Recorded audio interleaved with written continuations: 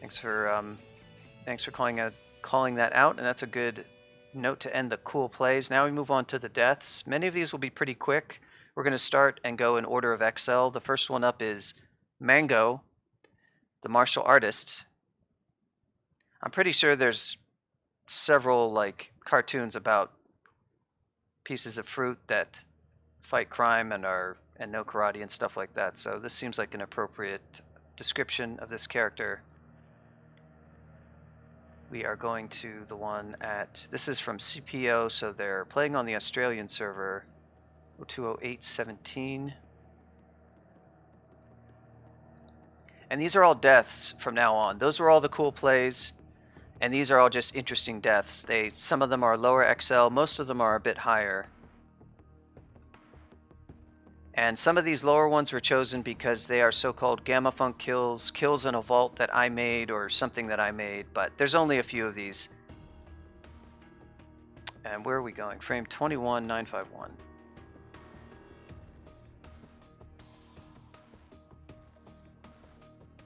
We start on D10. We go down and we hear a distant snort with no space. That means he's found a gauntlet. Can he get there? He's rushing. I don't think he actually looked at the map because he was just running in a random direction. Since he read Magic Map, you can see exactly where the portal is. It's that little arc that you see just out of Los right now. Five-headed Hydra. He's going for spider form and for snakes and almost losing half his HP. And that Hydra is only just barely wounded, and they oh, 21. Oh wow, he really took a risk there. Perhaps that is an omen for what is to come. He goes right into the gauntlet.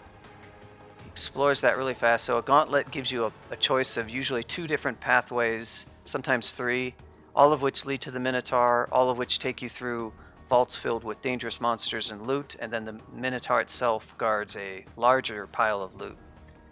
This one is maybe a Minmay map. I forget. This one might be the mixed one, or is this the 3-choice one? Yeah, I think this might be the 3-choice of all harder. There's sort of 2 tiers to each of the vaults of easier and harder, and this one gives you 3 choices, which is a lot, but all of them are 2 hard ones in a row. So he went in, and now he's fighting an Efreet with Hellhounds. So, watch out. Hope you bring your RF. He's got... Oh no! The flame hits you. The bolt of flame hits you. I don't think he has any RF, that's for sure. He only has 64 HP. Oh no, 6 HP. 4 potions of heal wounds, no space. Will it be enough? He can't even cast Lightning Spire. I assume he might have Guardian Spirit or something, because he lost all his MP really fast. Yeah, the lack of spaces is an unfortunate byproduct of Jetty Play's default font, I guess. So I could try to fix that, but you'll have to make do with... Anytime there's bold text, there's no space. I'll probably use a terminal to play it back next time. It's sort of an amusing distraction. So he's still trying to eke it out. Those E's, by the way, are fire elementals. Those are also in this vault. So as you can see, it's sort of fire themed, this one. Each room has its own monster, randomly chosen monster set.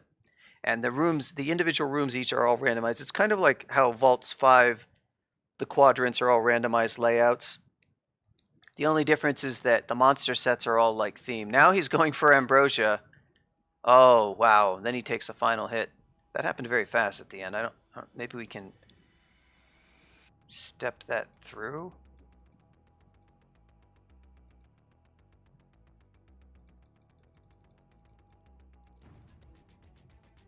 It's a little bit difficult to step through because it goes frame by frame, but you went through that so quickly I couldn't really see what the final move was. So yeah, we'll just take off the... Okay, so there's the Ambrosia. Always a terrible play. Oh, let's back up and see what the final... Yep. Blast of Flame. So the Hellhound shot fire through its fellow Hellhound and hit him. And it did that because it knows its friendly, its co-aligned Hellhound is immune to fire, so it can do that. So basically, he got really flamed in this one. Died in the first vault. That RF++ Mason inventory, yeah, that would have been a. I guess he's fighting with his fists, so it's kind of difficult. He just couldn't. Just a resist pot. Let's see if he had. Did he have a resist pot? Oh, he didn't even pan down to his inventory. Let's check. I have the link to his morgue. I'll load that really quick and see if he had anything in inventory. He did not have a potion of resistance, and he did have, although he was lacking, he didn't have all his scrolls identified. Scroll of Summoning would have been extremely helpful. That was un-ID'd. Didn't look like he had any identification, so maybe he had never had the chance. But he did have Wands of Enslavement and stuff that could have worked. Some of those things have low, not the Ifrit, but I think the Hellhounds are enslavable. Let's see. What is their MR? Their MR is only 20, so they're a prime target for enslavement, and that's what he probably should have done. Use some of those wands, but it's easy to forget. You're in a rush, you're trying to grab the loot, and suddenly you get in over your head. So that was Mango. Next up we have PleasingFungus, a developer. A dev who certainly considers himself mostly retired, but has thankfully rejoined work on Crawl for some time for this release.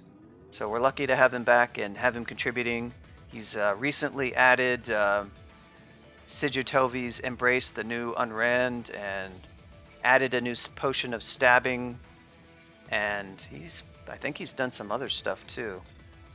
Those are the two notable things that come to mind. But he's also playing in CSDC. Interestingly, he died to a JFunk thing in the previous week of CSDC, and this week, wouldn't you know it, but we might get a return, a JFunk kill 2 streak. So let's see. 020816. Oh, did I not? Oh, I did download this, but I didn't move it. Let me go do that.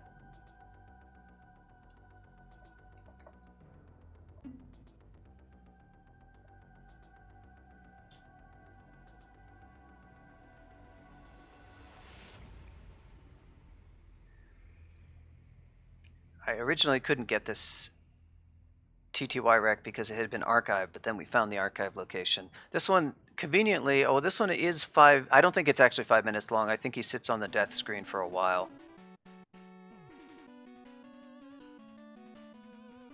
Yep, those Efreets have fire. Oh, they also only have MR20, so that's a great, I mean, the problem is, it's fires, the fire is not going to hurt, you know. So he's going into, PleasingFungus is going into layer 1. He's got a +8 artifact longsword, which is sort of a nice early weapon. So he's come down to D11. I thought he was going into layer, but it's D11. And he's heard the distant beating of a drum. There's the portal. Ash is giving him passive mapping. That's why some of those symbols are showing up outside of Los.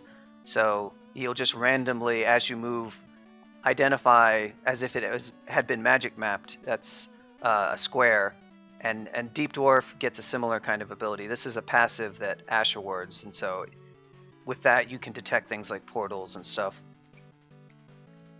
So ammo is the left parenthesis, and weapons are the right. So now he's in the labyrinth. I can't quite. This is one of my maps. I know because it's the stone motif. This one looks like it's probably the shortcut map that gives you a longer path through easier vaults, 4 easy ones, and a shorter path with like 2 hard ones, I'm guessing. He's got golden eyes. This is the eye themed set, and an Eye of Devastation is the dark, or is the bright yellow one, and the sort of brownish one is a golden eye. And unfortunately he doesn't have, he has an MR minus longsword, so his Yeah, he wants to use stealth, so he rushes in without even looking, which is extremely dangerous. I would not advise that, but what you gonna do? PleasingFungus likes his stealth.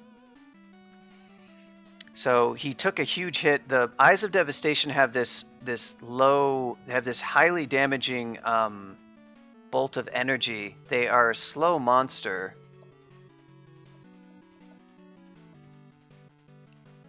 I always misspell Devastation. It does 3d20, which is really a lot for such a low HD monster. But they're only speed 7, so they don't act very fast. He managed to kill the Eye of Devastation, but he still can't get through that confusion. So that was extremely dangerous, because he could have just gotten killed for the rest of HP at any point there. On to the next. This one looks like Hornets. It's just 2 Hornets. So yeah, he's going to fight 4 easier vaults. And the average loot that you get between the 2 paths is the same. It's just slightly higher quality on the other side. And obviously, depending on what loot you actually got, one path might be better for you, but he didn't actually scope out any of the loot.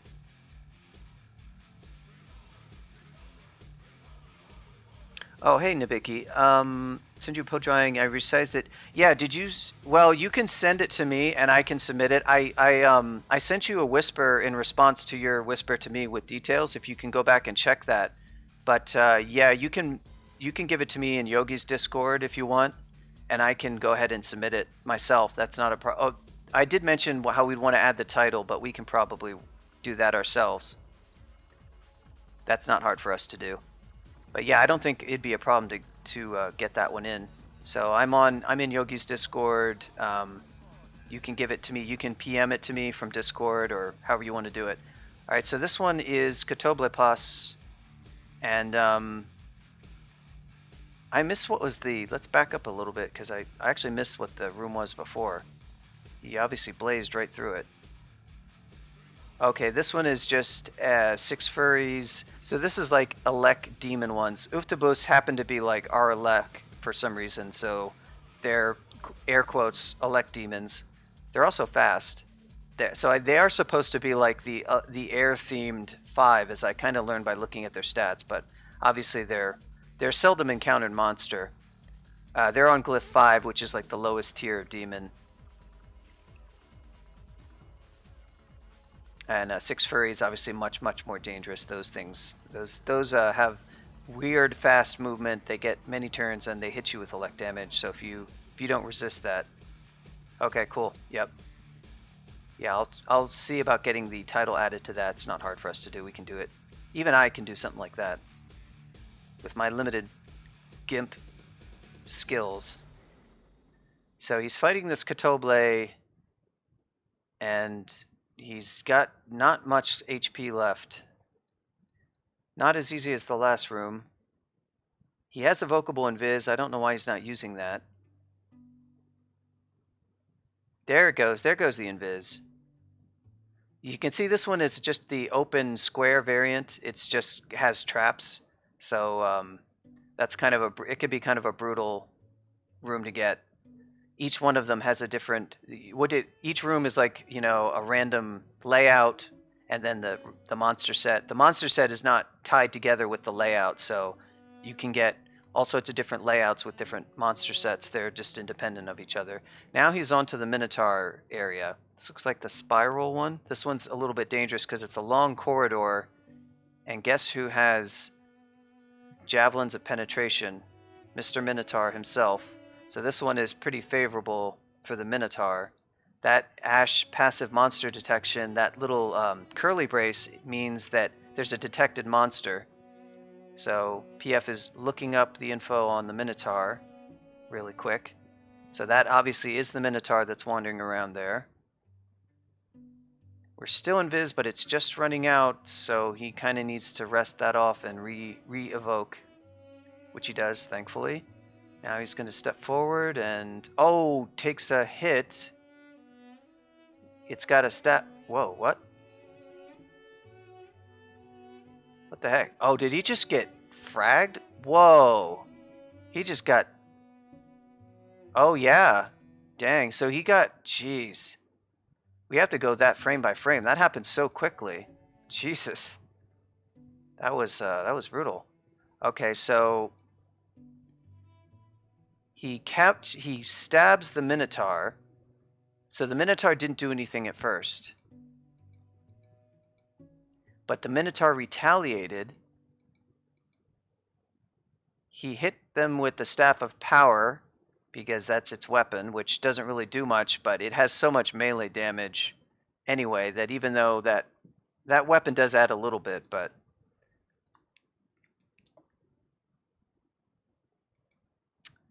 yeah, so it's 35-20. So the Staff of Power will just get like added to the base damage of its first attack. So he loses almost all his HP, and then I step through it again. Guess I have to do this frame by frame. All right, so he's only got 32 HP. He's invisible.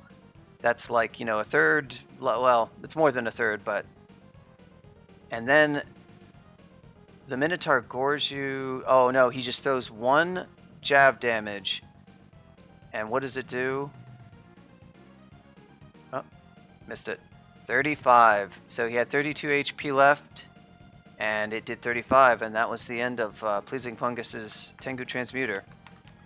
Yep. Minotaur was too strong. Invis wasn't enough. Even allies aren't necessarily going to guarantee because Javelin's all pierce now, so once he gets you, if you go in and have the allies start the attack, the Minotaur won't target you, but if you stab him like that, it may acquire you as a target, and due to being invis, eventually it will forget you, but until it does, it can throw javelins at you. You really want it so that it's not targeting you at all, so allies are really good there, or disabling it some other way. So that's the end of PleasingFungus. Next up is OpKing, a South Korean player, 020711.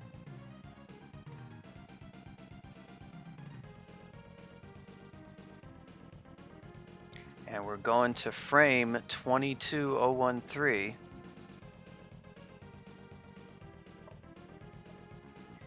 Somebody's near a ghost vault, but the ghost vault isn't the focus of this one. This is not a Gamma Funk kill. Oh, look, it's the Gauntlet Escape ghost vault, though. That's why there's a Minotaur in there.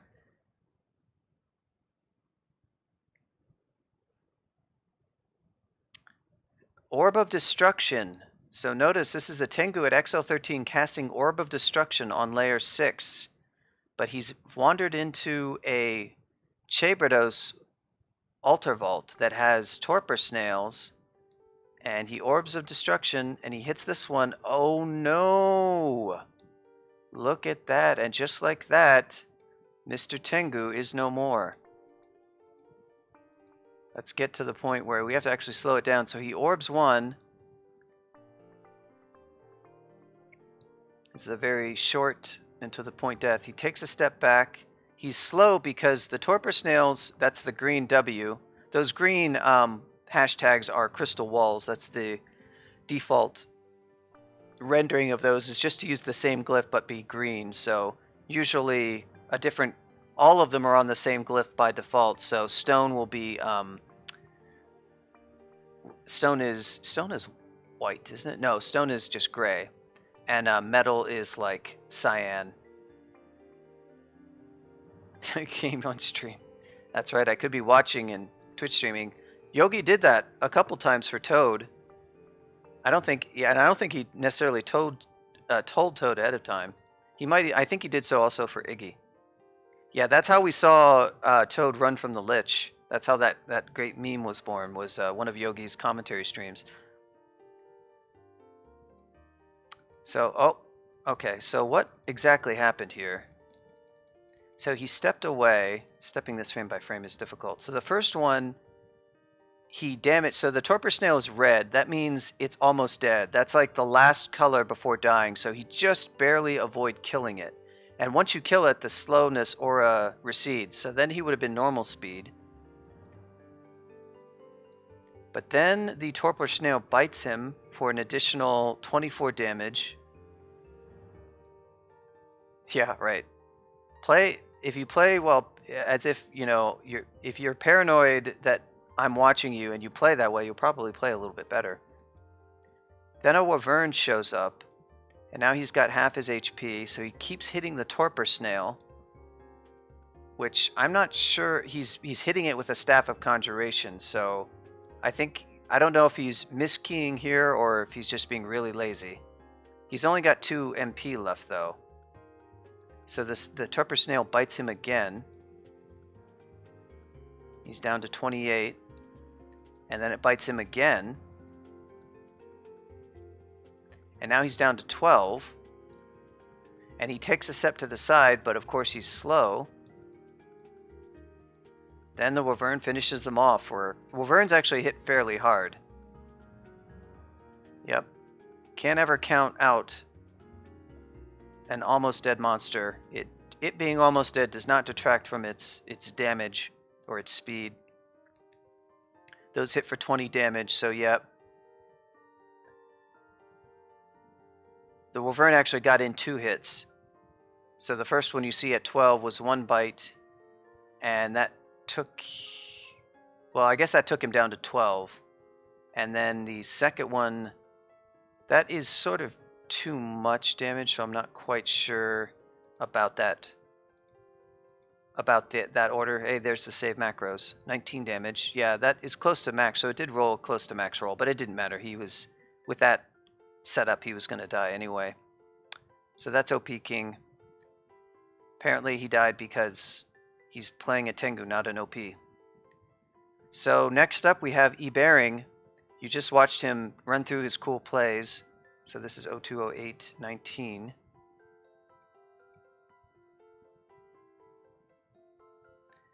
And 1855. We are going to frame 15838. This one's an amusing one. This is really about dog fooding, which this is not a term specific to programming, I don't think, but it applies to people developing stuff. It's where you have to use the thing that you made. And so developers talk about dog fooding when they have to really use the software that they themselves, you know, wrote or contributed to. Which of course is always the case. If a dev ever plays, we kind of have to. But when it goes wrong, it's always amusing to see. The players like to laugh at us when we suffer. The players can be cruel, is what I'm saying. So here he is in Orc 2. You saw him, the last time you saw him clear out Orc 1 with that awful entrance. He's clearing the end vault. This is Grunt's kind of necromancy themed. This vault needs a rework because now none of these monsters can animate dead. There's a lot of skeletons on the ground, and so the idea of the vault is they would animate them. He's gotten confused by presumably an orc wizard. I don't know what those other glyphs are that he has. They're showing up as boxes. They're Nemelech summons. I just don't know what they are. Oh, they're demons. He must have some special glyphs that for demons that don't render in Jedi play. So anyway, those weird looking boxes are demons he's summoned. Yeah, like that's a 6 furry. Uh-oh, he says. Abjuring dudes. Yep. They abjured. So what he means by that... So let's back up a second. What he means by that, first of all, is that... guess we can slow this down just a bit. We're going to have a... So he's got all, see these green highlighted things? Those are all summons. He's got a dancing weapon, a Rakshasa, and looks like a soul eater, and I don't know what the other demon is. Maybe an orange demon. And those are all good summons. And what happens here is those... now you see them poof. They all turned into these little sparkly things, which are clouds, which is the translocation cloud that gets left when a monster abjures. Goes away. So what happened is that and you can even see the message, send them back where they came from. That's a message when a monster summoner casts abjuration versus your summon. So any monster that can summon always has, just by the fact that they have a summon spell, the ability to cast abjuration. Yep, send them back where they came from, no space. So if a monster has a summon spell, it can also abjure. And what that means is if you have summons out and a monster has a summoning spell, there's always a chance it's going to try to abjure your summons. And whether it's successful depends on the HD of the monster and how much summoning time your monster has left. And Orc High Priests all have summons. Orc Sorcerer also has summons. Looks like it was the Orc High Priest, so they're given his power, spell power at the time was enough to poof all of his summons. And the hostile one was summoned by one of these other orcs. And it's a 6 furry, which is a really dangerous monster. You don't want to let that hit you, so he's in a bad spot. So what does he do? He calls on the power of Nemelex, the god that he recently revamped very nicely, I might say. I think new Nemelex is so much more fun to play, so kudos to ebering for that great rework. He put a lot of effort into that, and it really shows. But now he's about to draw a Nemelex card to get him out of jail, and let's see what happens when he does that. He draws from the Deck of Escape, and what does he get? You have drawn Exile, and it chose to... so Exile will banish monsters, but the monster list can include the player, and so he got banished himself. So he escaped by getting banished to Abyss 1. Well, that was not what I wanted. You did escape, though, ebering, technically speaking. So there's a staircase. Now he's in the Abyss, which it's like glyph soup. All these wall glyphs, they're all random wall types, stone, crystal. Looks like he found a book on the ground. That's cool. Confusing touch. Of course, you can find random loot. Unfortunately, you'll find many awful monsters. So he's got on a ring of stealth now, and that's not a bad call because he wants monsters to forget that he exists. That's a chaos spawn, that's a demon. A relatively low level one that you can just fight. He would be okay with fighting that. He'll probably kill it right here. He's resting up until a wall appears. Walls randomly just appear in the Abyss. A scroll of acquirement, ebering, DevTools. Hashtag DevTools. Looks like he got a glowing shield. He's going to wear it. It's a shield of protection. Very nice. I didn't catch that when I watched this. I don't think I actually watched it. I just saw the gist of what happened. I was like, oh, this will be good. Large Abomination, that's kind of a nasty monster. You don't necessarily really want to fight that, but he started to engage it. Now he's running away. Brown Very Ugly Thing, that is not a monster you really want to be fighting, but its fast movement kind of counteracts his fast movement while flying, so he needs to do something about that. Looks like he's just going to go and kill it. Yeah, he's taking a lot of damage because he got corroded a bit. And there's another... oh, that's a small bomb. That's not so bad. But what happens is you sort of get bogged down with fighting. Yep, the Abyss was his plan. He knew there was going to be an acquired... he's read the seed, and he knows what's going to generate. Now he's teleporting. He's had enough. This large abomination... oh, there it gets killed. Oh, but there's a Wretched Star. So that's not a bad teleport after... oh, now there's... what is that? Okay, no, that's one Wretched Star, and...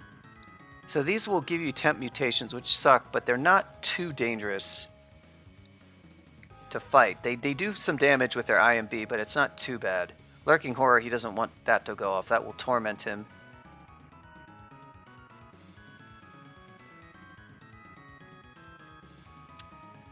So now he's just looking for that exit. He is at full HP. Oh, he just berserked.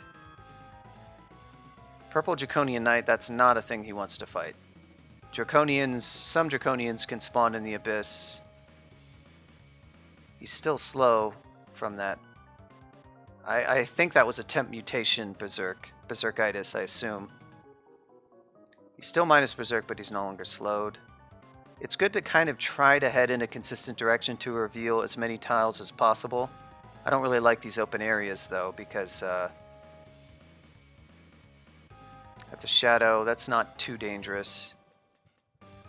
You just poke at it when it appears. Uh-oh, now he's fighting something invisible. Okay, yeah, he does have temporary berserkitis. That'll go away as he earns XP. Tentacle star spawn, that's kind of nasty. That hits fairly hard. Its bite is like 40, so it's sort of like a stone giant, but without the large rock, so it's not as dangerous. Is he gonna try to fight it? It's good XP. They're worth a ton of XP actually, but doesn't necessarily mean it's a good idea. Insubstantial Wisp. Looks like he is gonna fight it. That's a trivial monster. So yeah, that waned his. Oh, he's berserked again. That's. Oh no, Apocalypse Crab, and he's slow. Okay, this is bad. Blurry vision. He's got that temporary blurry vision and temporary berserkitis. He's still slow. The Apox Crab has not seen him yet. He can't hex it because it's immune. So is he gonna Nemelex? Yeah, he was probably going for the star spawn for the XP, which is not okay. So we've got Elixir. Oh, he got the magic regen. Oh, ebering is not happy with Nem. He did not roll a good Elixir. He wanted the HP. Okay, there's a Chaos Cloud, so he's made a dancing weapon. What's he going for next?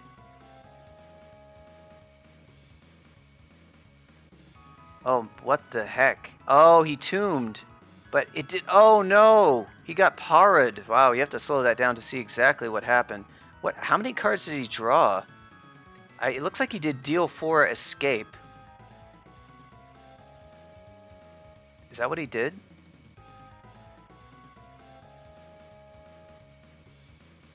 I can't actually see what deal which deck. Yeah, I'm pretty sure he did deal 4 escape, which is a very bad deck to do deal 4 in my opinion. So he dealt the tomb card for 4 times, but in this position it doesn't work because it doesn't oh, so what happened, so he did shaft and then 3 tombs, and the tombs are not really going to help him all that much because it just builds walls in the open space, but it's not going to, the Apox Crab is next to him, so he can't. You need a gap between the monster, basically. It's a great card if you have a gap, but now the Chaos Clouds have slowed him, and then his Trident of Freezing apparently gets parried, and now he gets parried as well. The Pox Crab itself gets slowed down by the Chaos, but now he's parried. 7 AC, all his EV and SH are all gone because he's paralyzed. Then it shocks him, again Chaos Melee, drawing a random element, claws him. He's no longer slowed. Oh, he speeds up from Chaos Melee. Beneficial effect. The Bogart changes into a hog, so it's a shapeshifter. He's just making fun at this point. Is that the final blow? Yep. Down to 0 exactly. Your body disappears without a glow. Not even a glow. Well, that was rough ebering. Thank you for the cool plays and the deaths, and for running CSDC. He's also running this tournament, I should mention. Alright, I think I did mention that, but yeah, ebering is, if I didn't mention it before, is a Krull dev, has been done a ton of work recently, and in 0.25 has spearheaded the positional magic changes, a ton of changes, and you can see that. Check out the 0.25 change log. Yeah, save macros if you want to see what the changes are in Trunk. It's fairly up to date. It doesn't have absolutely everything, but I updated it. I will do a Trunk updates post soon for that, after I update it again. So thank you, ebering, and thanks for running the tournament. And we'll be seeing him in future replays.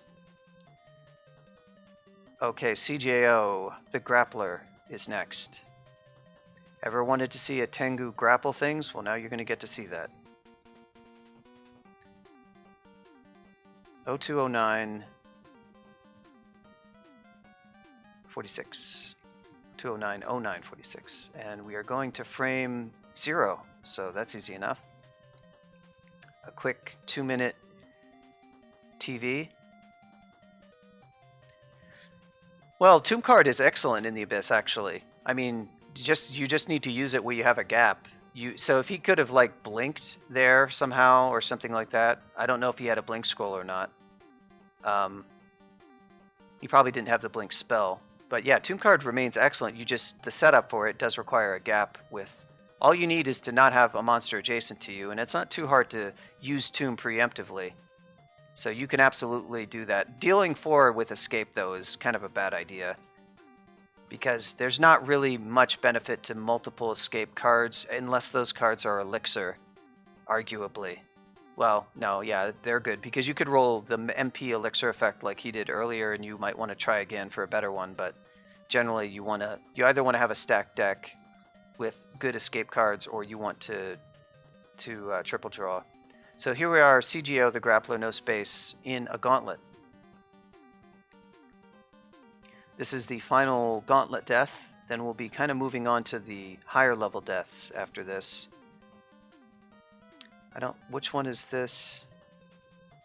This one might be like the hard choice where it's a choice of 2 long paths with like 2 easy. The first one's easy, the second one is like a coin flip, easy or hard, and the third one is hard. Yep, that's what this one is. So he chooses the one with the Death Ooze. That's definitely one of the harder monsters. A single Death Ooze, though. This is an easy variant. So he's stuck in this little box. He's turning to a snack, or not a snack, a spider. And he did summon a snack. And that went pretty well. So he's that little Cyan S. Next one is the Torpor one with Death Yaks. Another variant will have like elephants. I think it can have dire elephants in the hard version. This one's, I think this one's a hard one because it's like a Death Yak pack with a Torpor Snail. So you're slowed and then the Death Yak's kind of wailing on you. Not a great combo. These will spawn like this in layer too. They'll sometimes have a Death Yak accompaniment, but it's usually a small number, not quite as many as this. So he's got up Blade Hands, and he's trying to hit this Death Yak, but he's already lost half his HP. Is this how it all ends? Hasn't made a lot of progress, still slow. Now he's on 17 HP. This is not going well, folks. In today's CSDC, the Torpor Snails have been having the upper hand, and then he does die. It looks like he tried to deploy some flame something. Oh, he read a Scroll of Fear.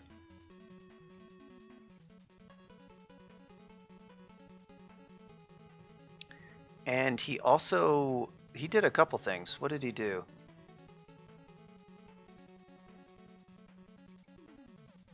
He used his Lamp of Fire. Fired just off a shot. And that's not such a bad play. Looks like the Yaks are going to close in on the other side, but they haven't done so yet. So he's kind of got the Torpor Snail, which is the source of the slowness in the Death Yak. And now he's going to read a Scroll of Fear. The Torpor Snail does get frightened, but Death Yaks have pretty good MR, and they often can resist fear. So unfortunately, either way, it didn't work out. Nice try, CJO. Sorry it had to end that way. Alright, next up we have Candlesan, level 19. So we're finally into the splats. A splat being defined as XL17 or higher, a death at XL17 or higher. Sort of roughly around the time when you have a rune. It's just an arbitrary kind of cutoff. It doesn't actually really mean anything. So this is 020819.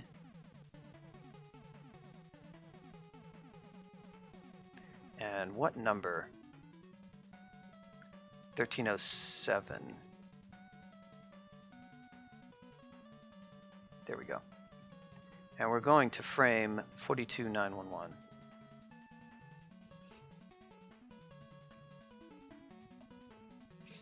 Here we are on Shoals 3. Okay, I remember this one. Tengu of Ehmit. Let's go.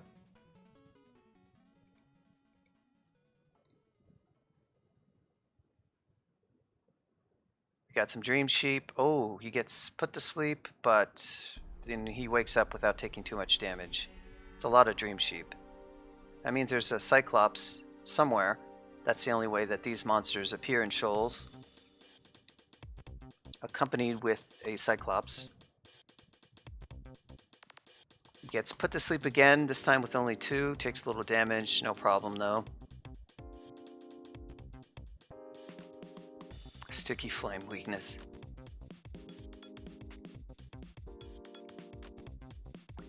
Who would be so cruel as to set a sheep on fire? I ask you. It's Trident versus Trident, and his Trident, his +7 Trident won. There's the Cyclops. That was now missing his dear flock of sheep.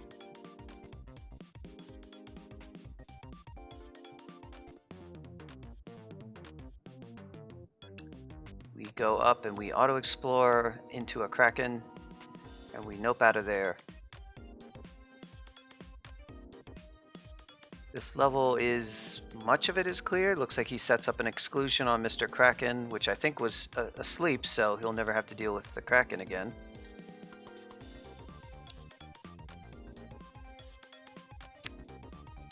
Never have any delicious Kraken alcohol. The only way to obtain that alcohol is to kill a Kraken and to extract its flavorful juices.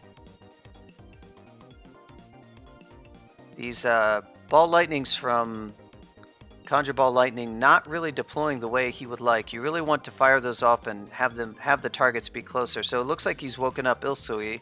However you say it, that's how I say it. I just make up a sound. Ilsui, Ilsu. I really don't know, but he's got a lot of merfolk, and Ilsu is now invisible, I think. She goes invisible and summons tons of water elementals. Some of those were real because he took them up the stairs with them.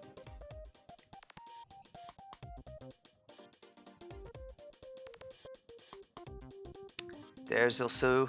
Wow, this isn't going so hot. Now he's held in a net. And now wow. Airstrike or water striked. Holy crap. That was a lot of damage, dude. That was unfortunate. Nothing was, so he was flying, which is a little bit dangerous in shoals because windrakes have airstrike, but nothing else really does. And windrakes don't do that much damage, even if they airstrike you, although it would hurt. But yeah, there's something called water strike that water nymphs have, which does more damage if you're over water. And that's kind of what happened here. A merfolk threw a net, trapping him in the net. And water nymph used her drowning. This was all the water nymph, really. This was hashtag water nymph. The water nymph gestures at you while chanting. No space. Wow, bunch of damage. Water rises up and strikes you for 27, so that was a healthy hit right there. So if you're flying above water, you're going to take extra damage. And of course, water nymphs have like an aura of water around them, so you really don't want to be an Aquamancer. Ilsu is still invisible, so I guess we have C Invis. So back when I said Ilsu was invisible, I don't think he put on Invis. He must have just had it as like a hat or something. 11 damage, and then comes the hit. Torrent of water hits you. Oh, so it's a Merfolk Aquamancer uses its whatever that spell is that hits you with a gush of water and knocks you back, and then he slams into the rock wall. The wave splashes down. A water element hits, and then so what it was, yeah, he took like a ton of damage from many sources. What happened is he got hit by the Aquamancer's whatever that spell is called, which does pretty good damage, to be honest, just by itself, like decent damage. It was basically the perfect storm, pun intended. It also hits you but does no damage. Yeah, that's pretty funny. She's like, I'm helping! Guys, I'm helping.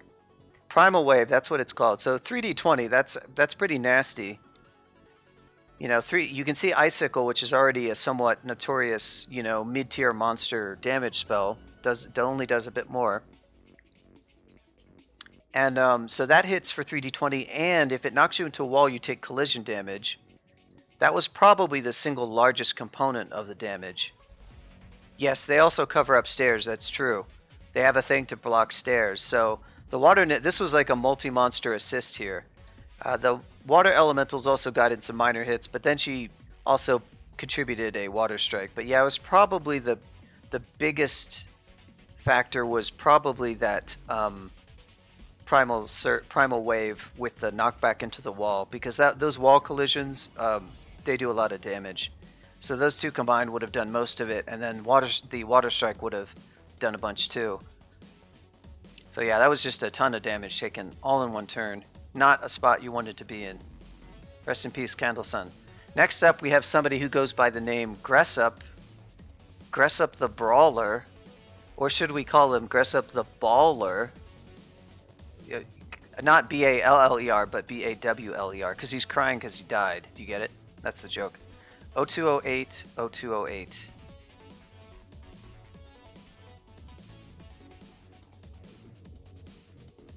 And we're going to frame 28807. I recall this one. Oh yeah, this is a good one. We go from one unique to another unique. So this is actually a good segue. Spoiler. Oh, there, he just spoiled it. That's okay. It gets unspoiled. So he's on Vaults 4.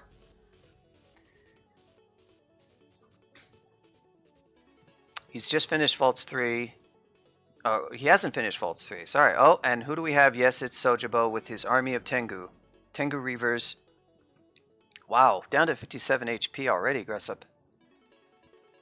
Looks like we're running with our blade hands all the way back to Vaults 2. 8 rations left. That's not a lot of rations, Gressup. I guess you have Kiku, so you don't really care, do you?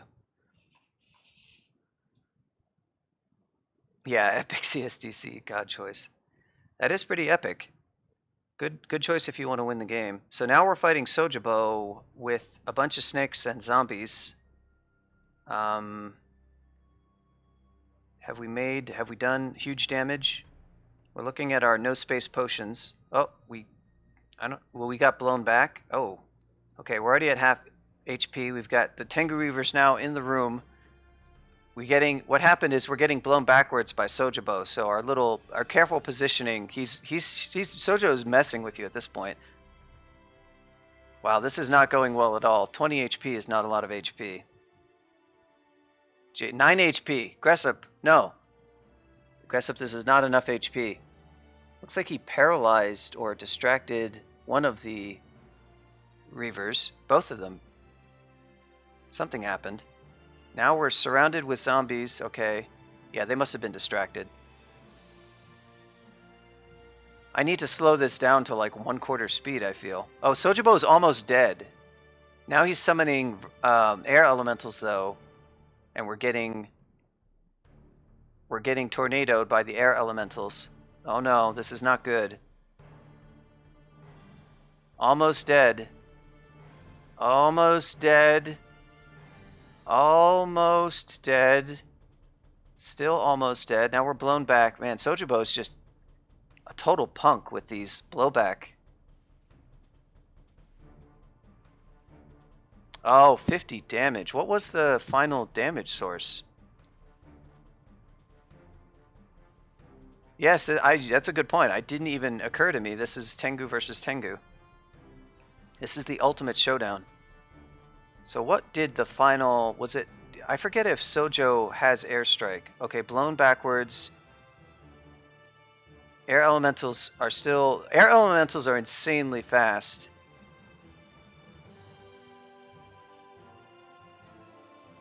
Are they just speed 20? 25. So they're really fast. They close distance really fast. And he summons those. And of course, he also has a band of Tengu Reavers. Tengu Reavers are not fast, and Sojibo isn't fast either, but he's got a lot of spells. So what's the final, all I want to see is what's the final way in which Sojibo finishes off our hero. Oh, bolt of lightning it looked like. Oh, right through your zombie, Vault Warden zombie. Kiku rasps with no spaces. You have failed me, welcome death. Minus 15 HP. That was a pretty healthy little lightning bolt. You have failed me, no space. It's hard to take you seriously, Kiku, when you don't properly use spaces and punctuation. Maybe you are the god of death, but you're obviously not the god of proper exposition and writing. Alright, now we're going on to DevastatorOne, the Cloud Mage. This is 021120.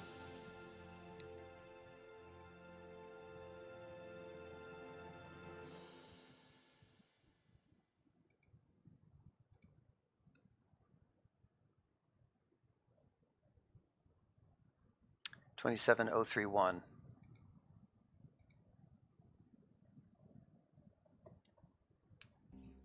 This one is in depths 2. Don't quite remember what happens here. Fighting a Great Orb of Eyes. I do remember this TV, I just don't remember what happens, which I guess is fine because I don't want to spoil it anyway. So oh yeah, this is special room. This is the new special room that got added, the sort of like undead one. Actually, I guess this is not a new one because I forget if it's new or not. But the special rooms are like these big boxes. He's paused, so that's convenient. They're like this notorious vault that's just a big box filled with monsters of some like theme. You lost a game to this vault. Yeah, a lot of people have. There's different themes, and so I think this is one of the newer sets that was like a bunch of different mage boxes. And this is the like undead lich themed one that was added. They're kind of notorious because it's just a big box filled with like orcs or kobolds in like early dungeon. In layer, there's one that's filled with slimes, high level slimes. That one's infamous. Or beasts. Yeah, this one has shadow dragons. That's a good point. Those are certainly scary enough.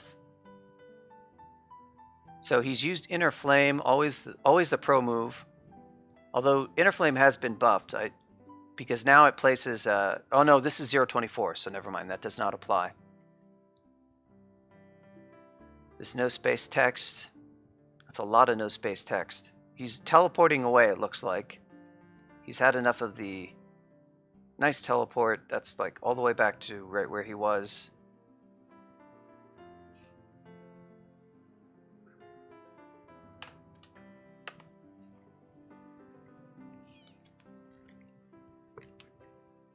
So by a Shadow Wraith. Now oh no! Folks, Petrify, he got zapped by the Ancient Lich. Is he going to cancel it? I sure hope you are. We have 2 potions of cancellation. Quaff it, J. Quaff the J. Shoot the J.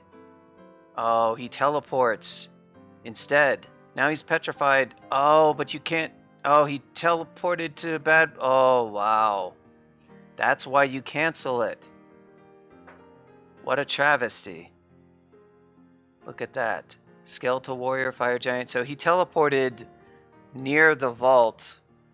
He did get off his teleport, but he also lost a lot of HP before the teleport too. That's why you don't want to do it that way.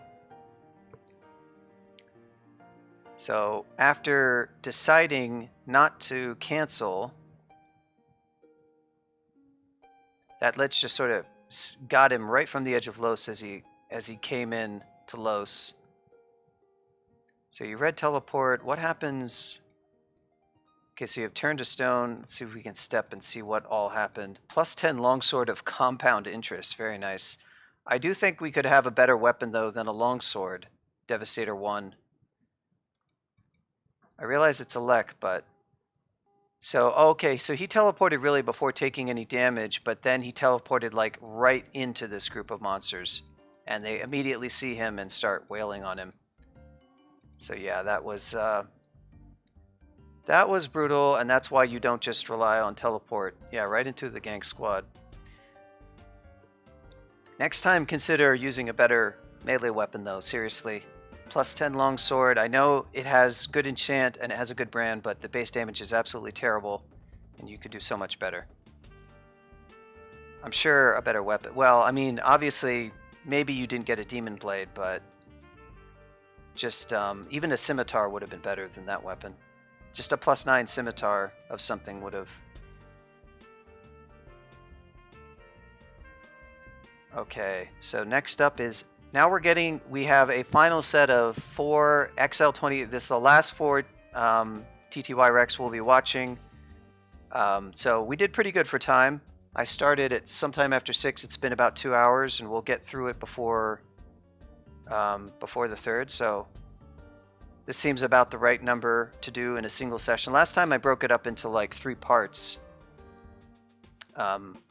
which I could do again next time, but I kind of wanted to do it in one part, in one take. So now we have that was DevastatorOne. We have EthnicCake 020906. But the right post. Gotta have right post. Most powerful weapon mechanic in Crawl. Huge damage. 7686. Oh, this one's fun. Look at our weapon, the +7 singing sword, no space. This is an unrand. This is one of the original unrands. The original, so this is EthnicCake. He's at Zig 19. We're gonna watch him fight through Zig 19 and go to Zig 20, where the trouble begins. And if you know anything about ziggurats, and since Yogi is here, he knows what certain kind of levels pose a problem in ziggurats, because I watched him die on the same level that will torment, if you will, EthnicCake. I remember once watching a Yogi stream where he was zigging. I was like, I'm waiting for it, and I was calling out the monster set that was going to kill him, and then he got it, and then he died. And EthnicCake is going to have a similar feeling, but this first level is him going through with the singing sword. So this weapon now, this is one of the original 5 unrans from Lindling Crawl. Singing sword, the Mace of Variability, the Glaive of the Prune, the Wrath of Trog, and the Sword of Power. Those are the original unrans before randarts even existed. These unrans were made, they were just unique weapons that Lindley made, and he wanted kind of like 5 thematic ones. This is a similar thing from NetHack. If you've played NetHack or, of course, Adam, those have unique weapons. Crawl later added the innovative kind of unrand weapon thing that we all know and love, but these were, or the randart weapon, the random artifact weapon, sorry. And then, of course, it went on to add many more unrandarts, but this is one of the original 5. It's been reworked, though, to have a tension-based. It was tension-based before, but it had this sonic damage that was really poor. So I reworked the tension and reworked the damage, and now it's a really good weapon. It does lots of damage. It blasts everything in line of sight with sonic damage. It did that before. It just didn't do it in as good of a way, and it didn't do very good damage. So he's fighting a bunch of elves. And I guess we're going to see. Yep. It's hard to really see it happening, and I'm not. Wow, he's just. I think he's got animations turned off. You couldn't even see it; they were just dying.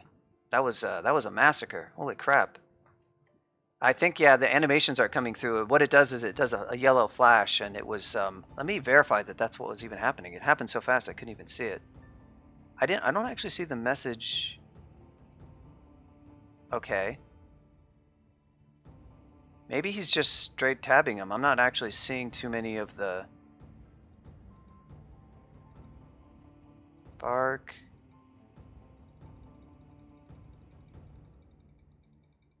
Yeah, I don't really see a whole lot of singing sword messages, actually.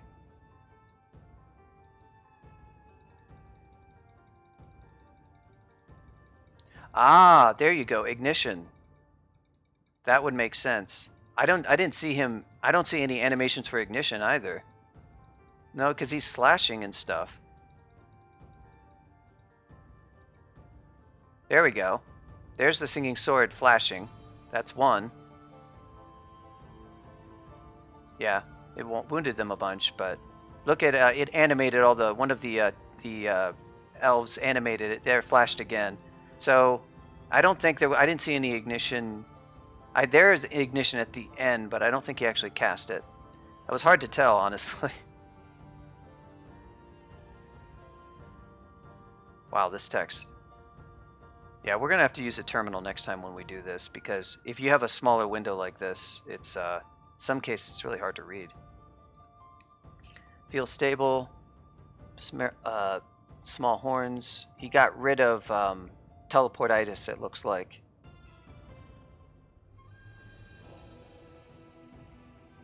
Oh god, this no space text is ridiculous. I should have watched this at a smaller size. I probably could have set up its playback time. Okay, so here's Zig 20, and what do we have on Zig 20? You guessed it, mummies. Everybody's favorite ziggurat level. If you're not immune to torment, that is. So this has a lot of greater mummies. At Zig 20, it's going to have a bunch of them, and mummy priests. Yeah, they might have done one at the start for sure, but... So this is where you're going to eat a lot of torment, and he moves right in. Still hasn't been tormented. He's got a Eudemon blade. He just blinks right into the center because he's going for the exit. I think he doesn't want to fight. But I don't think he made it to the exit. And now he gets tormented. Oh! He got tormented multiple times. The Greater Mummy hit him and just boof. Yep. Cursed Skull indeed. There's no Cursed Skull here, but I think the Cursed Skull is a... Yep, there's a torment. Looks like he did make a step over. He's probably standing on the exit now, but he's taking a bunch of melee damage. 51 AC, 23 SH, by the way, and almost 20 EV. But it doesn't matter because his HP gets just tormented away. The vile air hits you, but does no damage. Tormented again. At this point, his HP is getting low enough that torment doesn't do anything. When it's lower than 10 HP, it doesn't affect you, but it doesn't matter. Yeah, he got slowed and poisoned from miasma as well. So nice try at escaping. What really, if you're gonna do that, what works a lot better is try to get them to disperse and sort of like come over to the other side of the map, and then try random teleporting and blinking, so that you can go over to the other side and you're not going to have, like, you can see how many mummies it is. It's like almost the screen is half filled with them. So you don't want to, he's got, looks like 5 greater mummies, 6 mummy priests, that's 11 monsters, and a flayed ghost. That's a summon probably. All those monsters can torment or flay him. Really not good odds. You're going to lose your HP in a nanosecond. So that was the inglorious end of EthnicCake. Next we're up to JFunk, who we watched 2 cool plays of his, did we not? Yes, we did. I should have marked that on the little document I'm looking at. This is his death at XL27, 02/11/23. So timestamp. Oh, did I not save this one? 02/11, looks like not. Let me go save it. Hopefully it's the right one.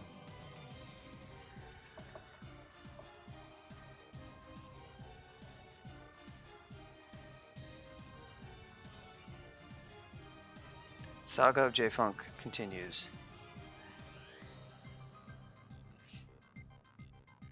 Okay, this looks promising. 17711 is our frame.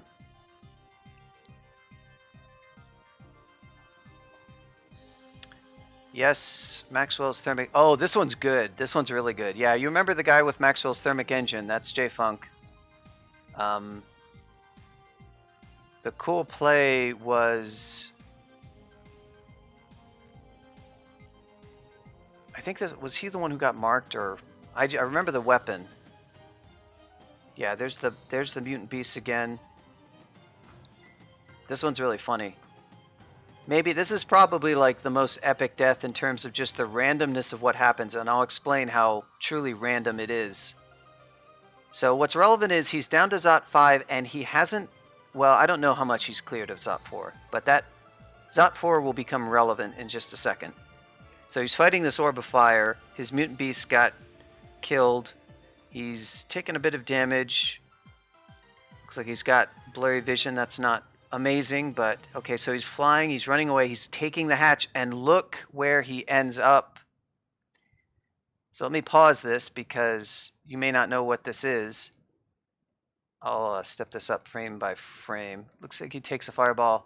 So he goes up to Zot 4. Zot 4 has been fully cleared except for this vault. And this vault is the infamous door vault. It's one of the few vaults in the game that has opaque rune doors because it's just a ring of 3 rune doors. And it's a ring of 3 rune doors because it's trying to warn you, don't open these doors because you're insane if you open these doors. These are bad doors. It even has a special like description if you XV the door. And inside is just a box of hate with usually 4x4 monsters, which are like the most out of depth. I think they're all just 8 spawns, which are like basically as out of depth as you can make a random monster generation. And so the idea is that if you open this, once you know that what this vault is, you really don't want to open it because you just don't want to fight 16 really hard monsters. And there's almost no loot inside this either, but it's also just 16 really hard monsters, so it's harder than many like end vaults. And this one has like no orbs of fire, ancient lich. This is actually not the absolute worst roll. There is a cursed toe. And so what happened here is he took a hatch from Zot 5. And the way hatches work is until you take the hatch, it has no destination chosen. Once you take the hatch, it goes to the destination level when that level is loaded, and it finds a random viable square on the map. So that will mean a square that's not like over deep water or lava. It's a habitable square. It just finds a random one at the time that you take it. And whatever random square that it finds, it'll try multiple times if it lands on square that's out of bounds. It's just like reading teleport, you know? It's like it'll roll through random squares until it finds one that's like, okay, this is habitable. This is okay to teleport the player to. Well, that's what a hatch does too. And then it picks that location as the permanent destination of the hatch. So if you ever go retake the hatch, it'll take you right back there. So what happened is the hatch looked over the entire map. He's got a Zot 4 that looks to be fully cleared, which I can tell because the glyphs all look normal. They're like normal floor and wall.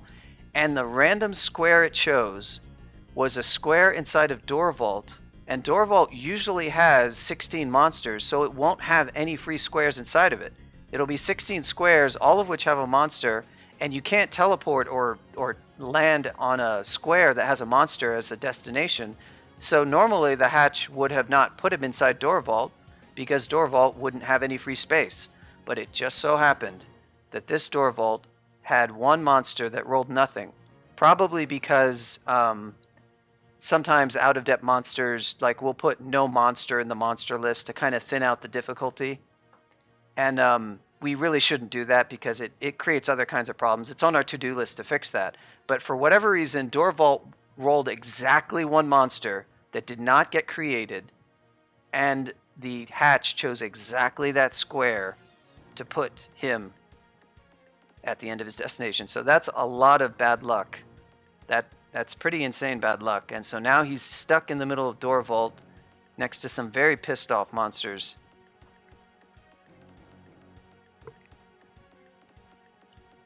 This is not the worst Door Vault I've seen in terms of monster composition, but it does have Cursed Toes, which torment. It doesn't have any Moth of Wrath, which is good. It's got a Killer Clown that's next to him and a T-Mons. He actually goes on to annotate this as a cool play, but I just... Oh yeah, so that's the other funny thing, is that he's wearing a chainmail, and you'll see it coming up here in a second. But it probably plays so fast. Yep. He's got a lot of defenses. I mean, 31 AC is not incredible, but he does have good SH and EV, and he hasn't lost it yet because he's not paralyzed or anything. But he's down to 15 HP. Cool play.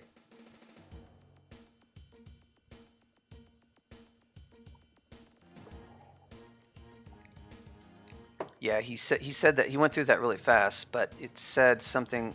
Oh, Evil Zot 5 escape hatch will probably kill. Yeah, you're right about that, JFunk. So he's down to 6. And oh, it looks like he heal wounds. Feel better. He's up to 60. What's going to be the play now? How are we going to get out of this? Cloud Cone. I mean, there's definitely Ancient Lich. We can't even see what clouds he got. I guess we haven't seen the message, but yeah, that's the other thing, is that he's wearing chainmail, artifact chainmail that has minus tele, so he cannot teleport. And people do that in Zot to avoid the random trap effects, and also to be able to step on traps, but that's the downside, is that really means you can't ever teleport. So if you get into this impossible situation where, you know, you take a hatch and you roll the worst possible luck imaginable and end up in Door Vault, then you can't teleport out of Door Vault. And he has no way to get, he has to get to the doors and open like 3 sets of doors to get out of this. Yeah, because teleport is delayed in Zot. That is true. I was going to disagree, but you're right. Teleport is delayed. So he'd have to survive long enough anyway, but it would sure be nice. It would also be nice to have it so he could possibly random blink if he did get to the doors, but that's in the future. And there he goes. Yeah, so that's amazing bad luck. Yeah, it was right after. So he probably tried to read it right away, which is the time you would want to read it if you wanted to read teleport. Right at the start of whatever. Because you need time for it to go off. It's very difficult, of course. If there's any purple draconians they can dispel, or quicksilver dragons. Looks like there probably weren't in this case. So he kind of lucked out there.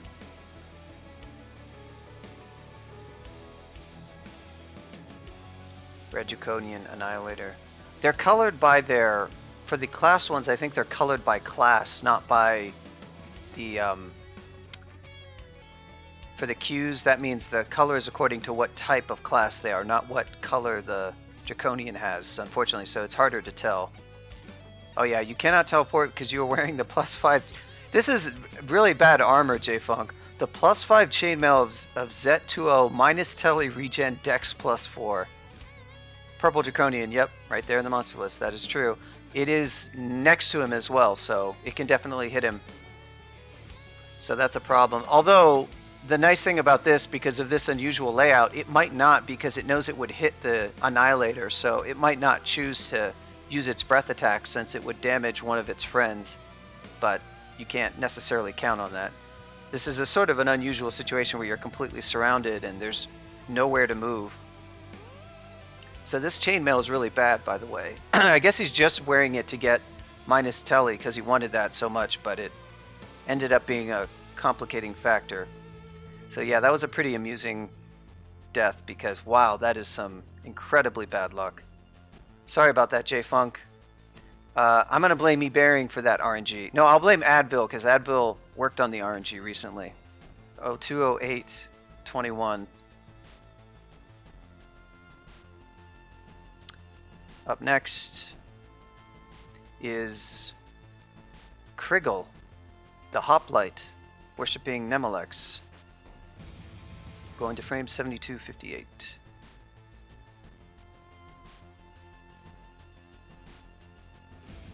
We are again in Zot 5, which is, I suppose, not a surprise since these are all level 27 characters. We have one more TV after this. Timon's Demon Whip of Elect. Now that's a good weapon. Oh no, he's gotten marked. I don't know where the trap was. Now he's got, it says 80, which is really funny, but it's 8. There's 8 Orb Guardians. That is not a healthy number. That's 9 Orb Guardians. That's kind of an unhealthy number of Orb Guardians. So he's going all out with Nem. Now he's got a Twister.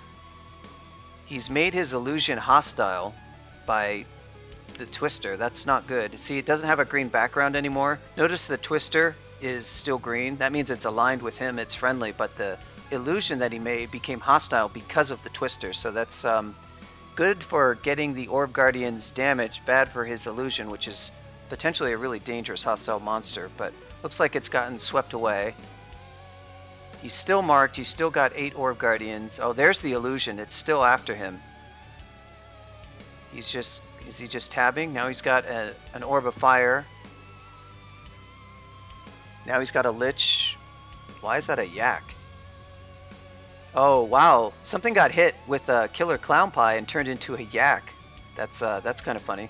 That's 2 Killer Clowns. Yeah, 80 Orb Guardians.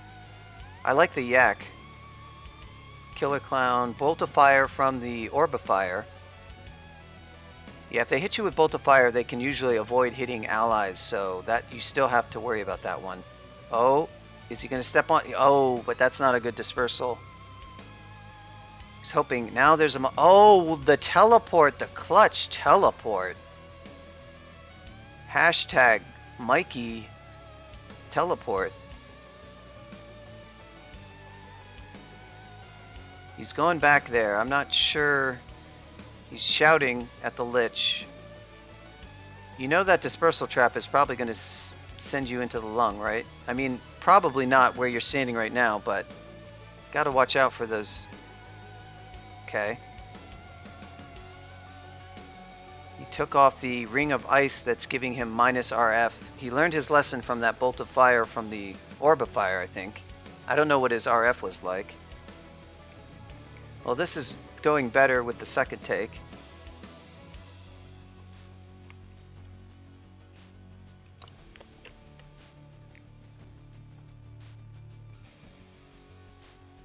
We're fighting the Ancient Liches one-on-one. Holy crap! That was Shadow Creatures. Was that a scroll? How did that come about? Oh, he summoned a Shadow Demon. Wow.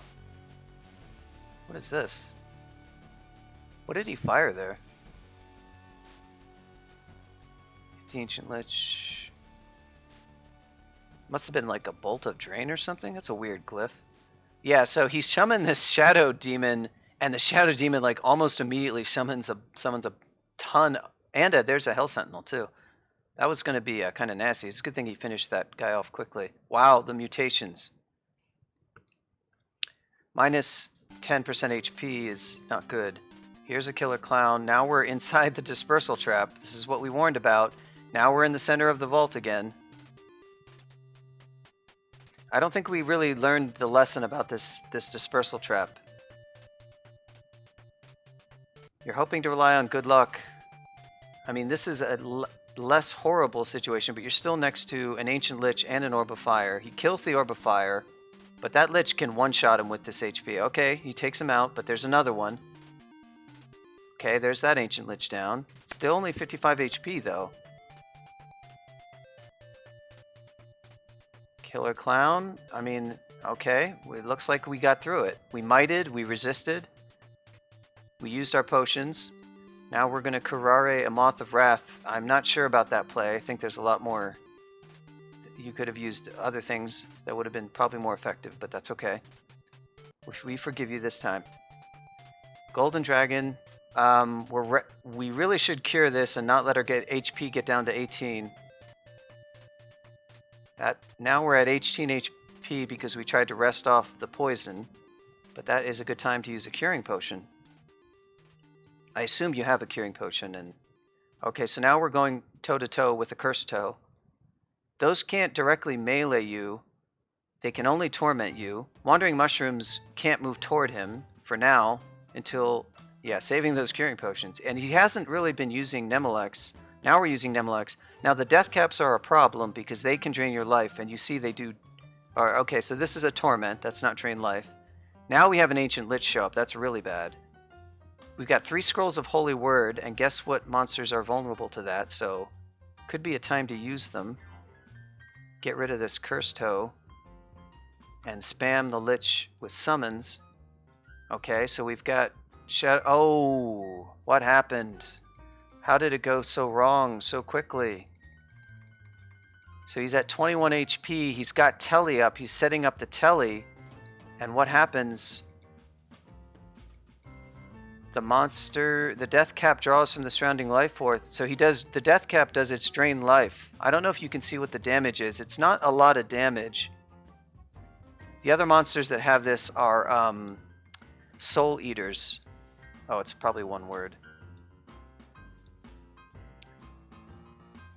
Yeah, it doesn't really say what the damage is, but it's a little chunk of damage, and when you only have 21 HP, that's a lot. It can roll 21. I'm not sure what its max is, but yeah, so he got killed. His actual final monster that killed him was, well, the band leader was a Cursed Toe. Yeah, it's also the Uret ability, but the damage is it's different for players, of course, because players don't have the same damage formula as monsters. I don't know what the monster drain life formula is, but it's pretty unusual to die. Yeah, Death Caps and Soul Eaters. It's pretty unusual to die and have the Cursed Toe be the eye killer, the indirect killer. And this is kind of the only way that it ever does happen. No, there's another way. There's 3 ways, I guess. Wandering Mushroom melees you to death, the Death Cap melees you to death, or the Death Cap drains your life, and the third one, draining life, is probably the most common way that happens.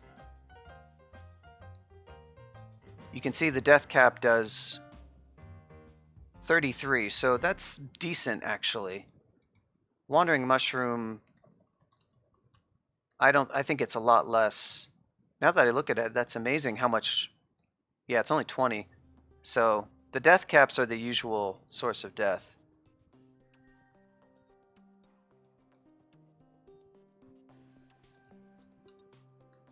I wonder if anybody in chat. This might not fully work. There's not many people in chat right now who have Nick mapping. So yeah, there's not a lot.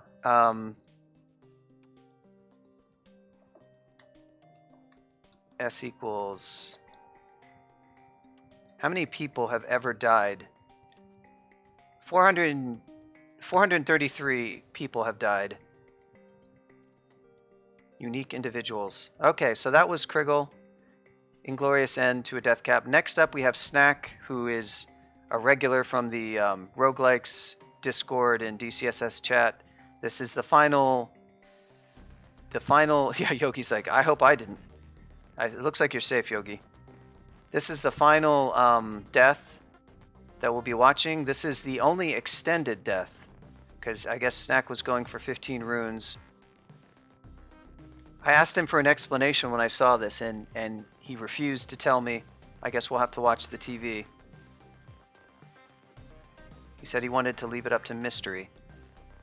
But all will be revealed, Snack. You cannot hide from the dev team for long. We seek out all player deaths, and we meticulously record all of them in excruciating detail and upload them to the internet with commentary.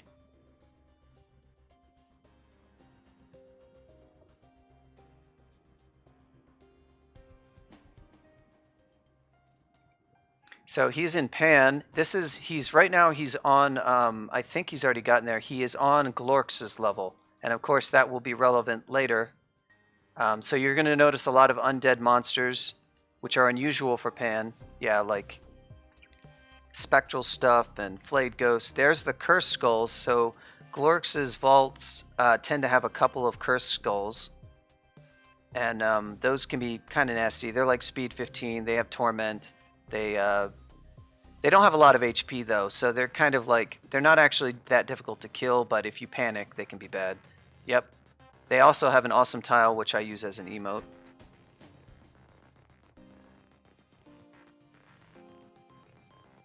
One of the best crawl tiles in my opinion. I just love the sort of the goofy cursed skull grin. That's always been a favorite of mine. I don't know who made that tile. There's Glorx, the man himself. He's incredibly fast. has a spell that summons executioners, which you can see him doing right there, and then he buffs the executioners by giving them like vampiric attacks or something like that. See, not even the devs know what extended monsters do.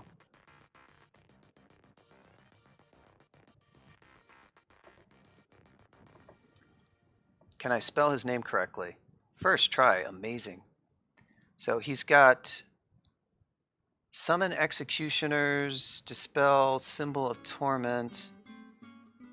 I guess he doesn't have the buff thing after all. Maybe that's a Black Sun thing. Huh. I could have sworn that he had a spell to buff them. Miasma Breath is like, you know, whatever. It's really that he's fast Tormentor plus Dispel if you're getting around the Torment. Dispel has not a ton of range, so if you are undead, you can kind of just, you know, obviously Firestorm makes him trivial because he's never going to get past. Even with his speed, if you stay at distance and are like hasted, he's going to be a sitting duck. He tends to be one of the easiest Panlords, not Monoleg levels of easy, but he's done better recently. He's gotten a lot more kills since we buffed him by, I guess summoning executioners is kind of effective. I swear he has a thing that he can buff those things. It's not listed there, but... So there's the other cursed skull from the vault. Still no further sighting of Glork. Those V's are vampires like Jiangshi. There's a Soul Eater. These are all the default glyphs, so these are easier for me to explain. Got some random abominations. Executioners are tier 1 demons, that's why they're a 1. Their glyph is just a gray 1. They're the easiest tier 1 demon. Well, yeah, I guess you can... They're really fast, and that does make them more dangerous than they would seem, and in many cases more dangerous than fiends or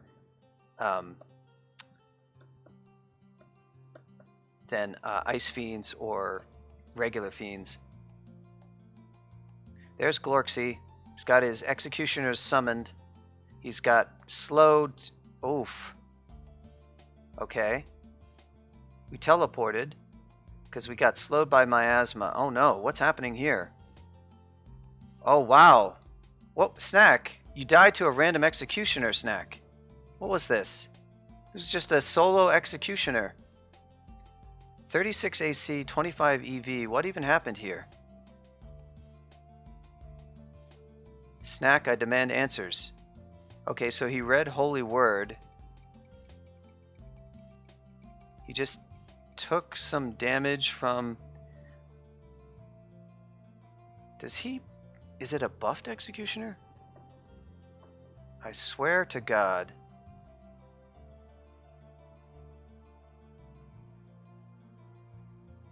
Adoration.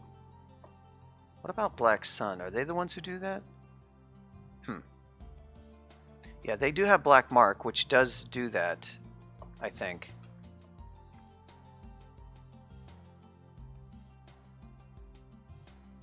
Weakness or draining. Okay, yeah. So I guess Glorks does not have any buff. I don't know why I thought that. But I'm not sure why he died. I mean, he does only have 36 AC. He doesn't have particularly a lot of SH. Looks like he just got in some hits and he was slowed. That obviously doesn't help. So the executioner is getting a lot. So really he just didn't, he was playing so fast and he just kind of didn't really pay attention to the fact that he was slow and his HP was kind of critical, and it was just one of those where you're kind of going quickly through things and oops, suddenly you're dead. You have to be really careful about the Glorks fight if you're going to set it up to just melee him.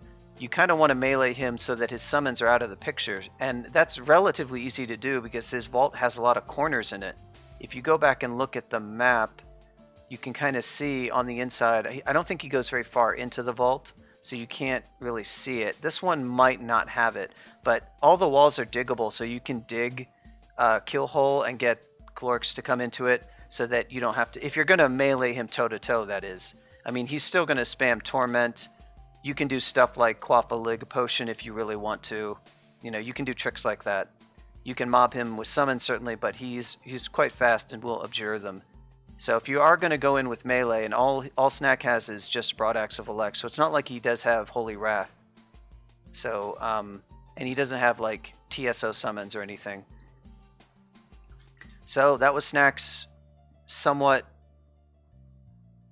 I'll use that word again, inglorious death, dying to a mere executioner. But so it goes. I think he went on to win week 3 like the first one to win the Mummy Summoner. Which Mummy Summoner is obviously a lot. That's the week 3. I'll paste the link one more time of the standings so you can see it. I was thinking I might participate in this tournament, but I've been so busy with crawl dev stuff, and I want to do some trunk games. I really need to do those so I can get in a little bit more playtesting type stuff. I'm just not having a lot of time to do crawl, because if I do crawl, I like it to be a stream and not... Well, if you're doing in the tournament anyway, you kind of have to take care, because the whole point is to not die. But I do want to try to participate in one of the ones that come up after this. Maybe the 025 one will be a good chance. So that was our cool plays. Thanks again to ebering for running this tournament. And oh, looks like Gressup lost his Misu to a Minmay vault. We've all been there. We've all died to a Minmay vault at some point. Fire crab. ebering gets taken down by an apocalypse crab. Gressup gets taken down by a fire crab. It's the crab apocalypse.